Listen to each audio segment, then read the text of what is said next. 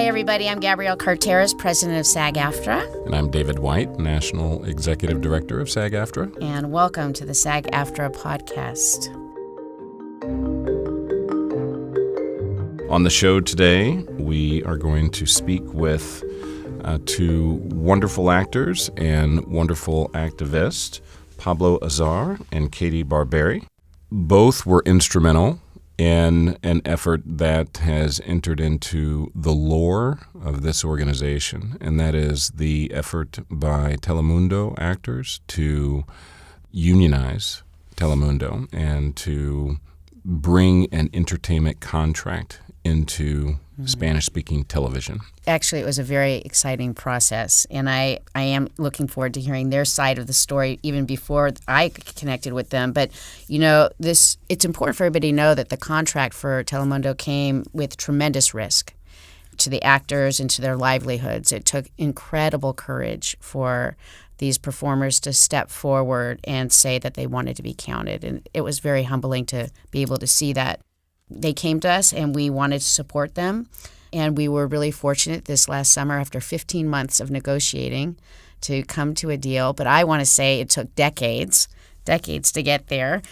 Before we go any further, let me just introduce our guests. All the way from Chicago, Katie Barberi, and she is one of the people who had been on the negotiating team, really crucial to the negotiations. She's a veteran of Telenovela, having completed 19 of them for Televisa, Telemundo, Univision. And this year, Katie also completed over 300 episodes in 7 seasons. Let me say that again because I think that's amazing. Over 300 episodes in 7 seasons of the Nickelodeon International mega hit Grachi and its United States version for Nickelodeon Every Which Way. So I want to say welcome to you, Katie. Hello. Hello. It's an honor. It's good to hear everybody's voice. I'm coming from Chicago, which is my kind of town, and doing theater here. I just finished Felons and Familias over at the Goodman Theater, which was a lifetime goal of mine to be able to step on that stage. And so that was fantastic. But it comes on the heels of 2 years of having spent a lot of time together and having laughed and cried in this process. Indeed. And there is a lot to tell. Katie, I'm glad you stepped into the studio to be with us. I also want to introduce Pablo Azar. He's an actor, producer, and he actually chaired. He chaired the Telemundo negotiations, yes, and he's known for his telenovelas on the Telemundo network. And I'm not going to say it right, so I'm just not going to pretend to speak Spanish.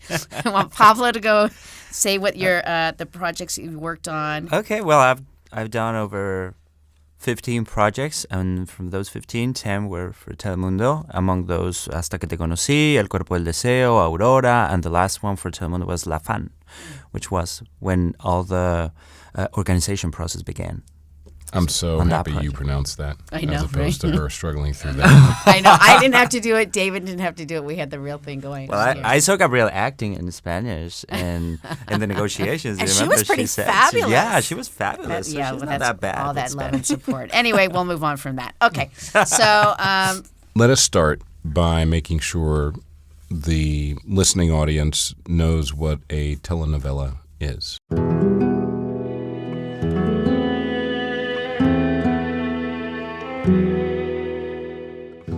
The telenovela, unlike the daytime soap opera, has a beginning, a middle, and an end.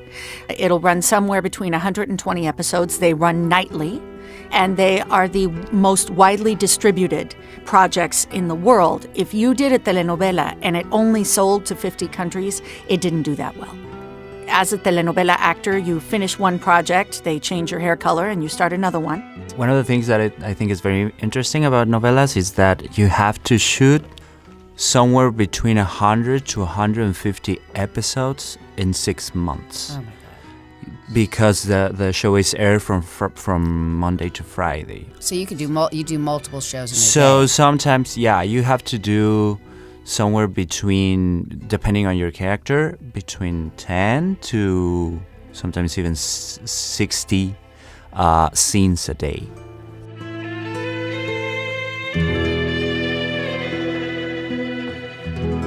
But they are wildly, wildly, wildly popular all over the world. It's difficult at times to come up with a new way to play a villain or a new way to play a victim or a new way to play whatever it is that you are playing. Myself, Pablo, and most of our co-stars that have done lead roles can't walk down the streets in many parts of Europe, many parts of Asia, anywhere in South America, and here in the United States. The working conditions when you're working, the sheer volume of work seems not only intense, it seems otherworldly. But walk us through what a day looks like outside of an agreement, a collective bargaining agreement, which you now have. But prior to that, what was your day like and what were the working conditions like? Well, it was interesting for me. I started acting in Mexico in a company called TV Azteca. And my first project, like even before doing any theater or film or anything, my first project was a novela for TV Azteca. In Mexico, there's a union, ANDA. So when I started acting at 18 years old, the novela world was all I knew. So this whole shooting 20 scenes a day, 30 scenes a day, it was normal for me.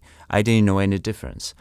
Where I grew up in Mexico doing my first projects, since we had a union, we did have health insurance, we did have residuals for the projects that were sold. So that's how I grew up. When I came here to the U.S. in 2005, and I remember for that first project, El Cuerpo del Deseo for Telemundo, the first conversation with my manager, he told me, okay, so you're going to go to Miami, but you have to know, working a project in Miami, there are not going to be overtime and there are not going to be any residuals. And I was like, no overtime and no residuals. Why is that? Isn't that the project shot in the U.S.? Yeah, and American actors have those, right? And my manager, yeah, but Spanish actors don't.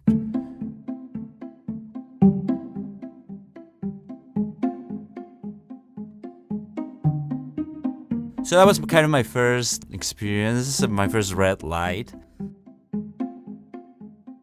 I started my career when I was 10 in Los Angeles as an American actress. I was born in Mexico, raised in the United States.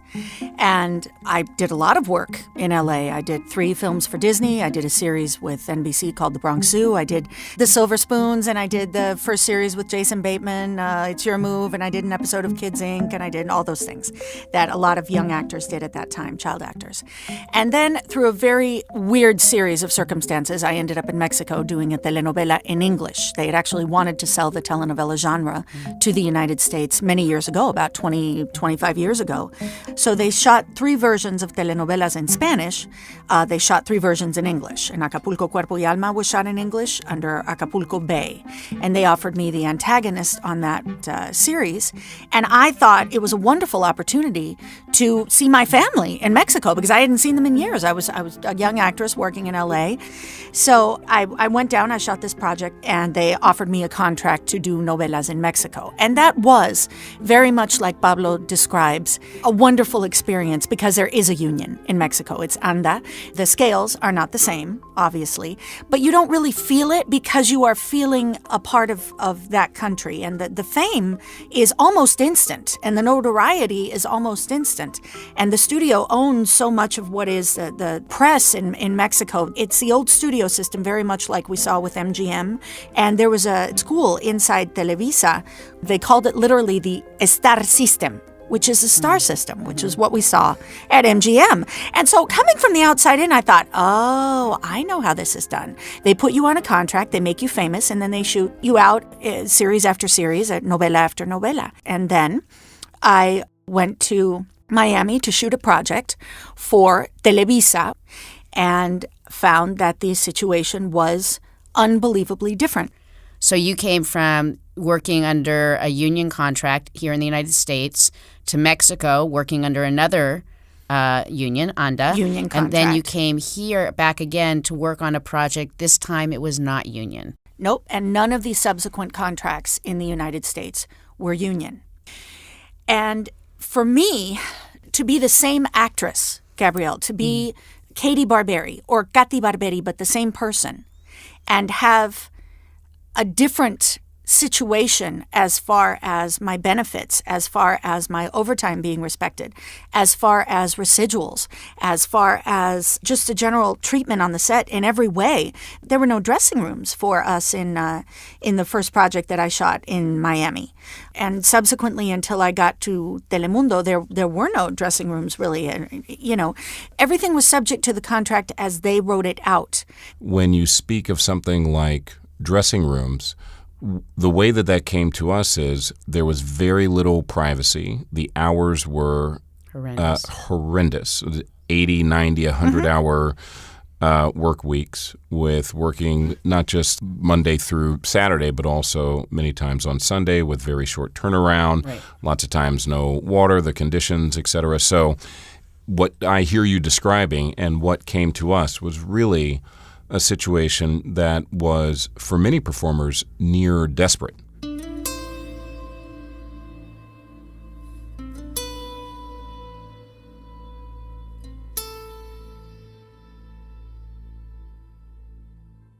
And not the first time, right? So when we talked about one of the people who'd been on part of the negotiations, and Pablo, you were talking about this earlier, was Roberto. Yeah. And he had been a part of the attempt 15 years ago. Correct. Can you talk about that a little bit? Yeah. Actually, when we got that letter, AFTRA sent a letter because a group of actors, between them Roberto Escobar and other actors, were trying to organize because the conditions were really brutal. And we got a letter from AFTRA pretty much just informing us what the union was, because as Katie said, none of us knew about what AFTRA or SAG did or anything. So we got that letter, and immediately we got some people from Telemundo. The human resources team came to us and said, hey, listen, we don't like that letter that you got. Just get rid of it, and we don't agree with anything. And if you don't want to compromise your work with Telemundo, you better not respond to any letter or call them or do anything.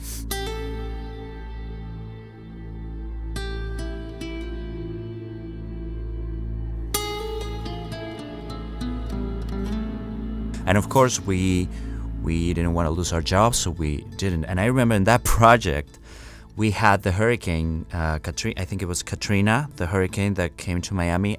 I remember we were shooting the day that Katrina was going to enter Miami. And we were shooting that day, and we were like, are we going to be allowed to go home? The hurricane is coming. And they were like, yeah, we got to shoot this because it's going to air in 2-3 days, so we got to shoot this. And I remember driving home, the hurricane entering Miami, and literally my car like being pushed by the winds.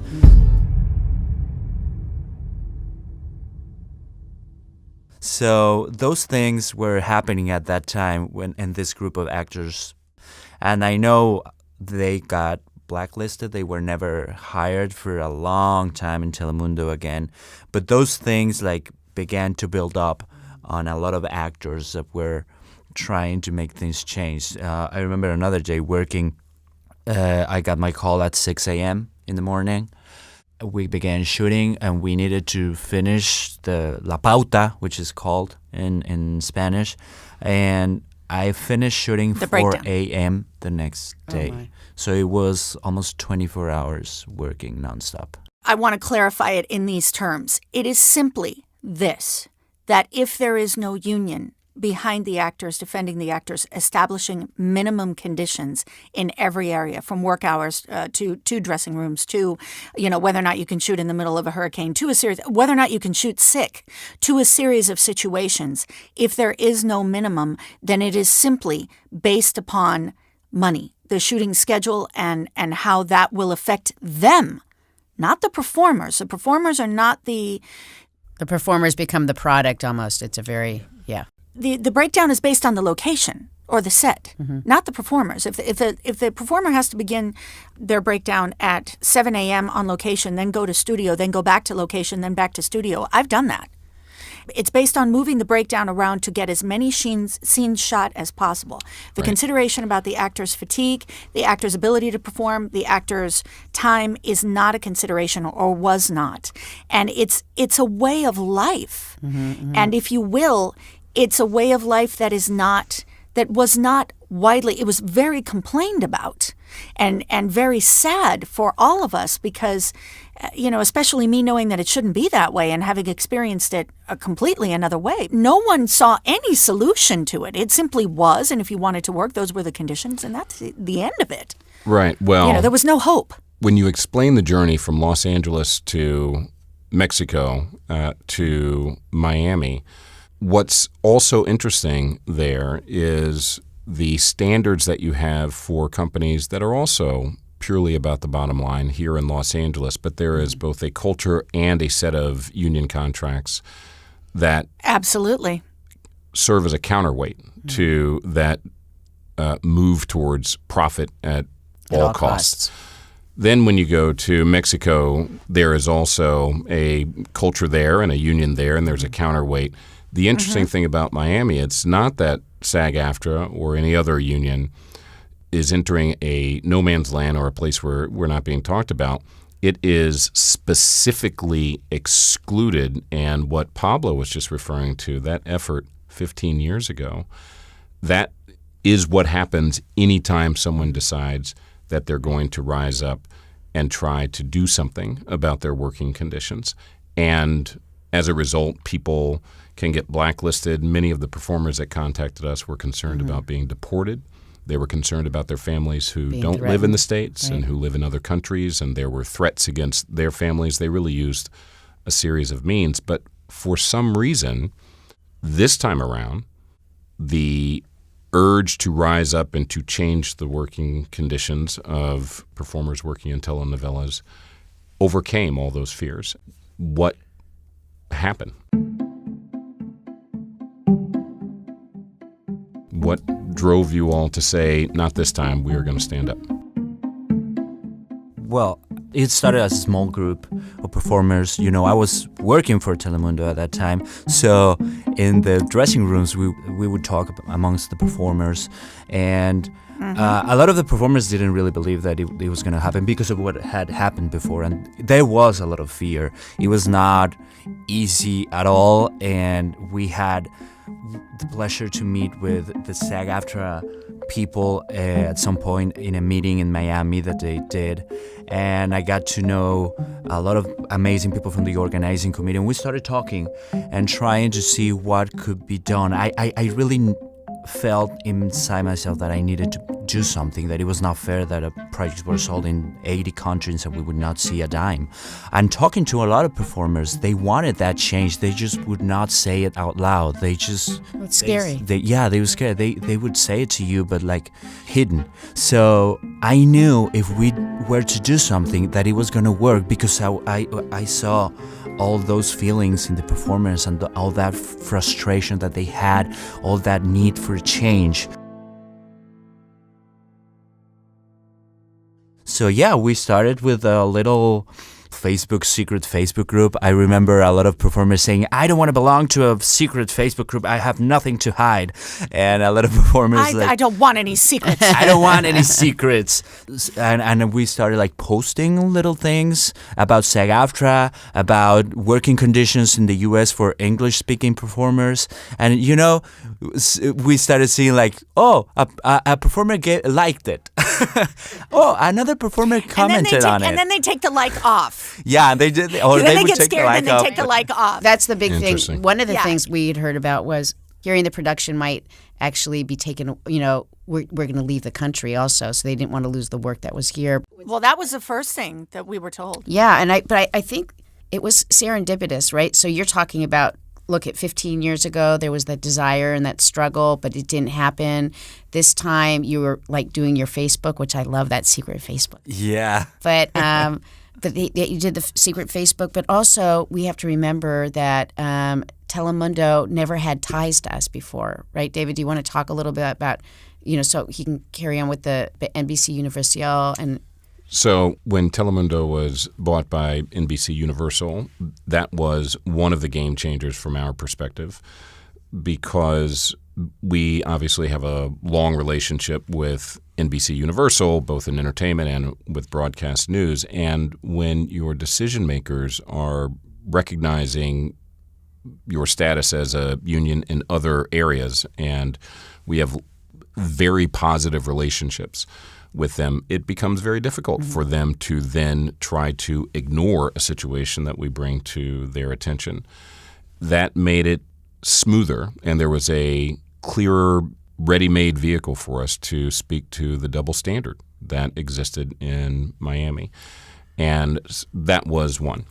Right. And the other was that idea when you're talking about, because that was key, was that money. You were saying everything, and Katie mentioned this earlier, everything's about money, right? And so what we know is that they were investing in a studio, Telemundo, in Miami. That's money. Right. NBC Universal, that's money. And so that we realized that there's, they have an investment here now. It's not going to be so easy just to threaten everybody that we're going to leave and then go away. They're trying to grow something. They have a permanent spot there in Miami. Those are many of the signs that we look at as a union when we are thinking about how to partner with performers who are ready to actually take a stand. But it was such a unique situation with Spanish-speaking performers with a company that, even though it was owned by NBC Universal, both the companies in Spanish-speaking entertainment and performers deal both inside the United States and outside of the United States, and the conversation was very different than anything that we face in English-speaking entertainment. Yeah, and I think it's mostly because a lot of the performers come. Like me and Katie, we worked in Mexico and we had ANDA and all that. But a lot of performers working for Telemundo, they would come from Venezuela, from Colombia, from other places, and they didn't know any better. Because in Cuba and a lot of those places, they have no idea what the union does or whatever. So they didn't know any better. So we had to go through a lot of education process. Something that is really... It's funny for me is that a lot of the performers thought that SAG-AFTRA was just an award. That's it. They thought, SAG-AFTRA, yeah, the awards. That's all they knew about SAG-AFTRA. So we had to go through a whole education process. First, make them fall in love with what the union could give them, what the union could do for them, and then get their support. The organizing campaign, once the actors got together and said, we're going to make a change, and then connected with SAG-AFTRA, we presented formally to the company, and Telemundo's reaction at first was, oh, sure, open arms, of course, we can make this happen. And then they went into lockdown mode. And there were a series of messages sent to performers, not unlike what happened 15 years ago, telling you all that, as we were talking about earlier, all the work is going to leave Miami. You're all going to be deported. A series of other We're threats. going to take your money. Right. Exactly. As a result of that, we took them to the National Labor Relations Board and had the fight there. We believed that they were engaging in unfair labor practices, and ultimately we needed to take a vote.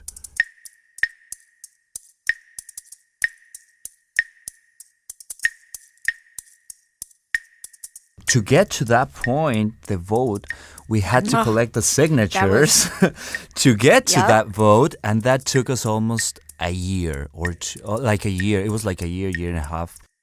The signatures would then justify the vote. But it was really unclear whether or not the fear campaign taken on by Telemundo was going to be effective. So these are secret ballot votes that go into a box. No one knows who voted yay, let's stick with SAG-AFTRA, or nay.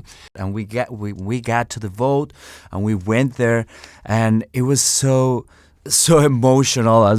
And the count becomes a moment where, as you were describing, just completely emotional. Everyone is on edge, and all those performers like crying, literally crying, because we won the vote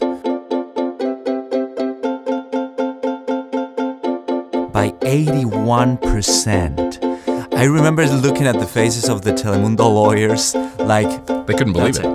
No, their jaws dropped. And we won 81%. We were all crying. No one expected that. No one. I even think that they were actually, so I have to say this, I went up to their lawyers afterwards, right? And I said, you will be proud of this moment. Someday your children when they're older and they have a job, you'll hope that they have the protection of a union. What you've done today is so meaningful. And they went, we know. It was one of the most stunning moments in my life, honest to God. And when I think about leadership and being in a union and what it's about, was to be in a room with the lawyers from Telemundo, having our lawyers there, and having the count being done in a room that was supposed to only have a few of us, and we packed it. I mean, to get to that moment, it was really hard. We had to be honest and unveil our true lives as performers, because, you know, people think that because you're a Latino actor that you have the great life, that you drive a Ferrari and you live in Miami Beach and you have the great life. And we don't. Most of us struggle a lot. So I think that was one of the key components to get to that point of the election and to convince the actors to actually vote and get the support, because we needed not only the support of actors, we needed the support of politicians, of the NLRB, of SAG-AFTRA itself. So we really needed to show to the world what was happening, what was happening with our lives. And you worked on all the telenovelas up to that point, right? So can you talk about, because you say how hard the work is, and then Katie, I want you to be able to definitely come in, but I want you to talk about, just for a moment, your journey. I started acting in Mexico, and when I came here, I always dreamt of making a living out of my craft, out of acting. And unfortunately, you know, as an actor, you never know what's going to happen. And with Telemundo, like, I would do a project, and once you finish that project, you know that project, once it's finished, since there are not going to be residuals, there are not going to be any kind of benefits or health. You don't have health, you don't have pension, you don't have anything. You just have to see, okay, what's next? What do I do now? And I had some bad moments. One of them I remember was in 2014. I finished a project, and after that project, I went through really, really hard times, and I struggled a lot to pay my bills, and I had to rely on other jobs. I drove for Uber. I did drawings or paintings, and I used to sell my designs and my paintings to support myself, because I didn't know when the next year was going to come, and I knew I was not going to get a check from the sales of 80 countries of the previous novela that I did. So it was really, really hard. It was really a struggle, yeah. So I need to speak to this. I need to speak to this because this is important.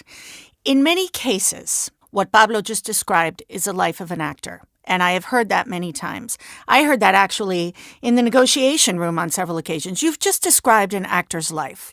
That's something that you've accepted in your life. It is important to make this very clear. Telenovela stars are famous. We are known all over the world. It's just like any huge series actor in the American market that you will ever see.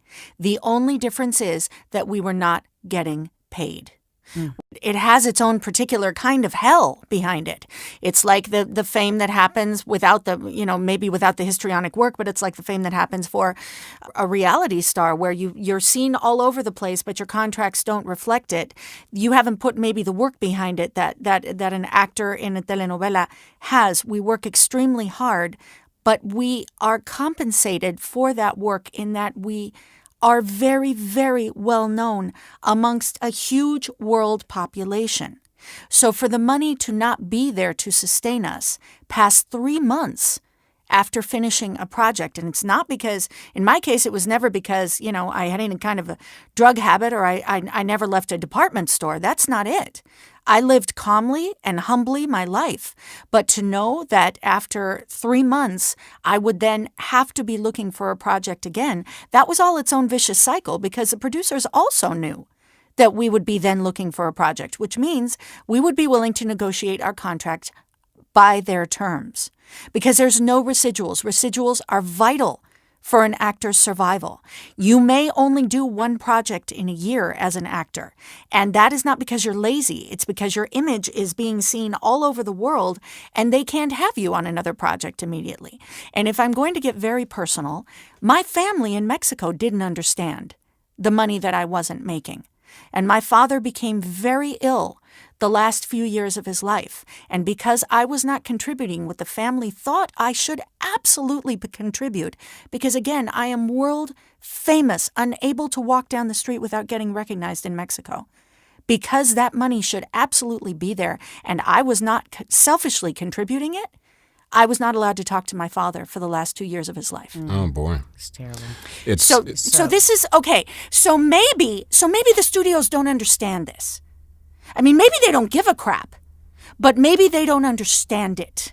Maybe they don't understand what their actors that are promoting their projects all over the world are actually going through, because we don't have residuals, because we don't have a series of protections that we need in order to sustain our careers. And yet we have the image that they have created that helps to sell their project all over the world. And Katie, that's why this is such a good news story. And as these agreements are put in place and we complete negotiations and projects are then brought under the agreements, you will have residuals and pension and health and the other working conditions that are so essential to being able to craft a life and a career as a performer. We are wrapping up, and that may be the best way for us to end this segment, which is to speak a little bit, if you would, about what happens next, your career next. Are you expecting to continue to work as an actor now that you have become this incredible activist? And what kinds of projects are you going to be working on? Well, personally, I just moved to LA from Miami, so I'm experiencing the new LA life. Of course, I want to work as an actor for the rest of my life.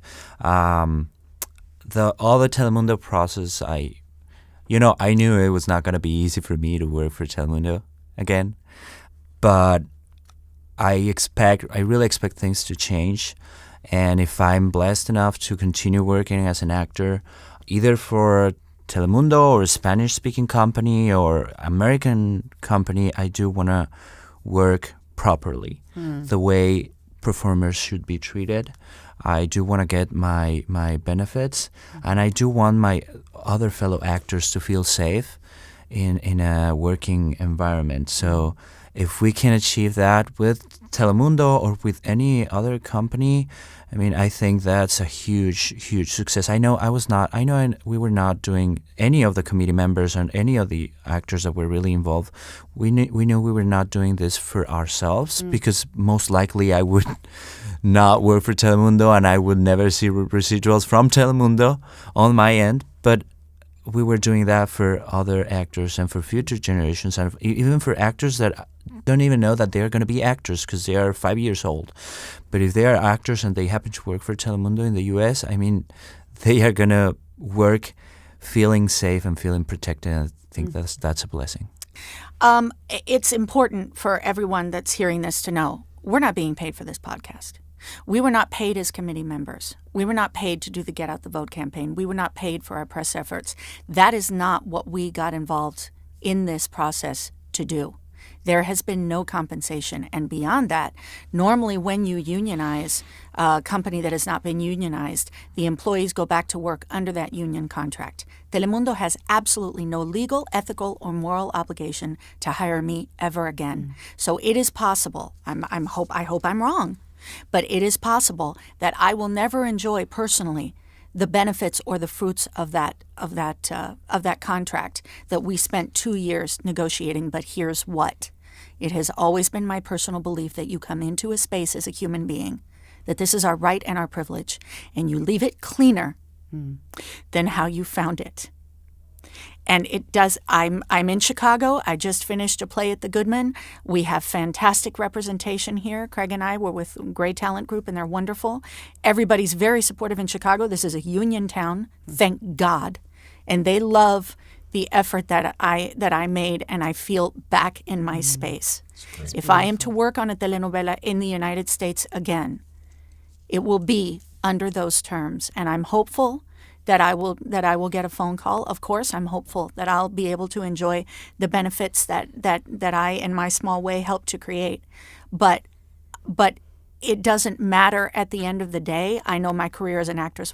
I've done this since I was a child, and I will be doing this until the day that I die.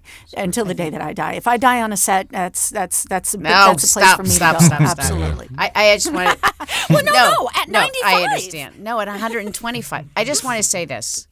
There you go. You have both left your mark in an amazing way. Absolutely. And you do talk about, you have changed lives for not just today, but for the future. That is the collective voice is really meaningful. The idea that you're never alone, and that you've really brought dignity and respect into a part of the market that deserves it. It's really important, and you stood strong. I saw you do it, both of you, and the committee and the staff who stood there, but the performers coming out and taking a stand. It was the most humbling thing to see, and a memory that I will always hold dear. I just think you are both really amazing. And I just want to say that. Thank you so much. Yeah, the entire membership Thank you. thanks you and everyone else who was involved. It was a big deal.